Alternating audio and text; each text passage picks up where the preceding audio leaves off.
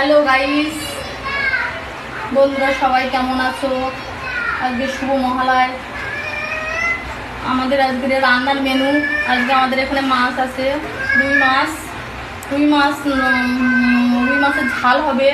আর এখানে হাঁসের মাংস আছে, হাঁসের মাংস দিয়ে আলু টমেটো দিয়ে রান্না হবে। এখানে পেঁয়াজ কোচা, আর এখানে মশলাপাতি, এখানে রসুন বাটা আছে, আদা বাটা আছে, সব রকম মশলাপাতি আছে। মাছটা আমরা মশলা দিয়ে ভেজে নেব।